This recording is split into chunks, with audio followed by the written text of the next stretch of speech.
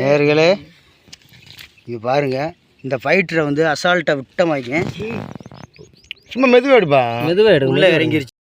இதை ஜாக்கிரதை வரைக்கும் நடந்ததில்ல. தம்பி கொஞ்சம் தெரியாமல் கை வச்சு விட்டேன். அமுக்காதனே, உள்ள அமுக்காதனே, மேலால இருக்கு. இது மீனை பிடினே, இதோட மீனை நீ அமைக்க போடுற.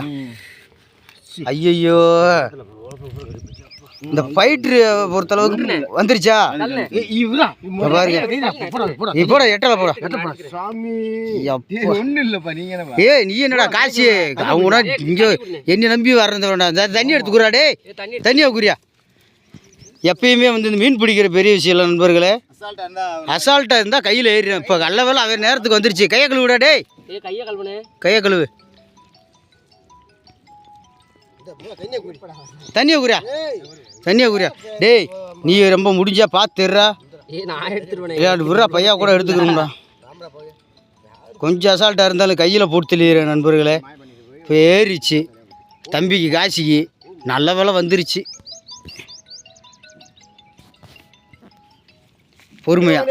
பொறுமையாக கையாண்டு எடுக்கணும். எடுத்துட்டியா? ரைட்டு. இங்கே பாருங்க, கையில் ஏறிச்சிங்க காசிக்கு. என்னடா காசி ரொம்பயா?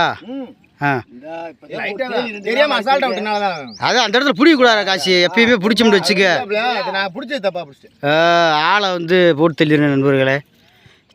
தூண்டி போடுற விஷயம் இல்லை. தூண்டி முள் வந்து ரொம்ப மோசமானது. கண்ணில் காதில் பட்டால் கொஞ்சம் ஜாக்கிரதையாக இருந்து பண்ணணும். இல்லைன்னா நம்ம ரொம்ப சங்கடத்தை சந்திக்க வேண்டியிருக்கும்.